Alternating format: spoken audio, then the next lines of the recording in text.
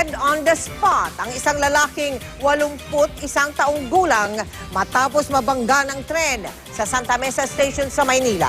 Nakatutok si John Consulta. Sa kuha ng CCTV sa Santa Mesa Station ng Philippine National Railways, makikita ang isang tao sa riles. Dakong alas 9:20 ng umaga kanina. Maya-maya, dumating ang tren mula Tutuban. Nangyari ang hindi inaasahan.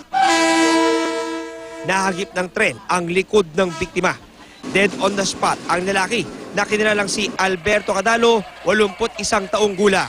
Ang anak ng biktima nabigla sa nangyari. May problema raw sa pandinig ang kanyang ama, kaya maaring hindi raw narinig ang pagdating ng tren. Pag ano ko rito, sabi nila, si uncle ko daw yun, nag-collapse ako, hindi ko na alam. Na siya pala yun, mahina siya maglakad na. Sa investigasyon ng Pulis Santa Mesa, nakailaw naman at bumubusin na noon ang parating na tren bago nito nabangga ang biktima.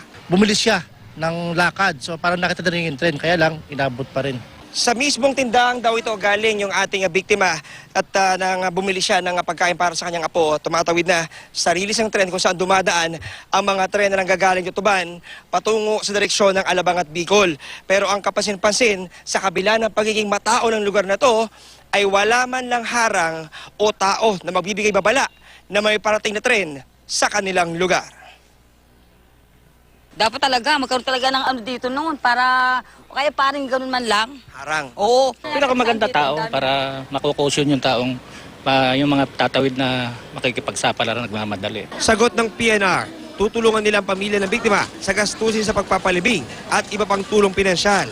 I-inspeksyonin din daw ang pinangyarihan ng aksidente para malaman kung maglalagay ng harang o bantay o tuluyang isasara sa mga tumatawid na tao ang lugar. Nakahanda naman ng PNP na alalayan ng pamilya sakali mag-ain sila ng kaso laban sa operator ng tren. John Consulta, nakatutok, 24 oras.